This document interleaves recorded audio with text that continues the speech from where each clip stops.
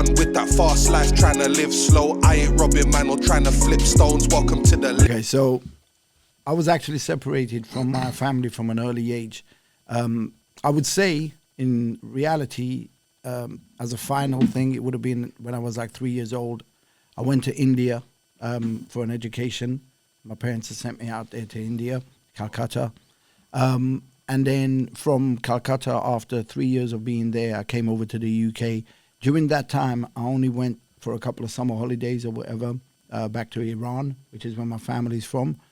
And so between the age of 3 and the age of 7, I only saw my parents a couple of times. Then I saw them probably when I was about 8 years old or something, another time or whatever, while I was in England.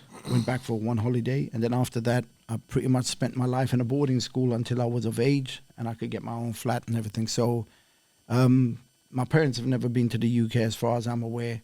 And if they have, they've done it without my knowledge, and that's a sly move. That didn't really go the way I was expecting it to. But no, that's what I mean. Hey, listen, I'm half Iranian as well, innit? My dad's from Tehran. He's dead now. He's buried in Tehran as well, but I'm half Iranian as well, bro. No, that's alright, bro. I fuck with the Iranians, you get me? Yeah. So you said you started in India and shit. Do you have any memories of being in India, bro? Yeah, I do. I mean, the most like fresh memory that I have, when I say fresh, I mean that was like 40-something years ago, actually 50-something years ago now. And the memory I have is like, obviously I was in a boarding school there as well. And the memory that I have is there was a building being built, another block that was being built. And they'd gone a few levels, so they're like 3-4 stories up.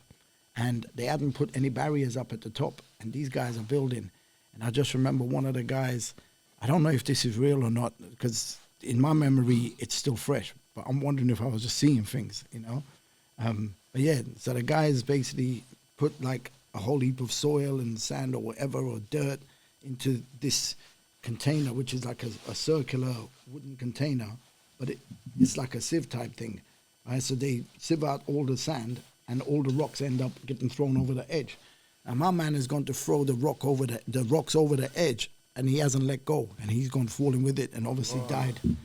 So that's the memory I remember. That's one memory I remember. Another memory I remember. Another memory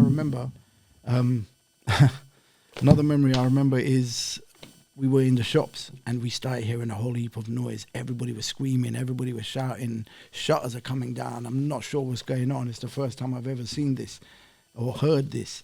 And we happened to be in the shop where this was going on. And they caught one guy stealing and chopped off his hands in front of us. Where was this, in Iran? No, this is in India. Oh, so I would have thought that was in Iran as well.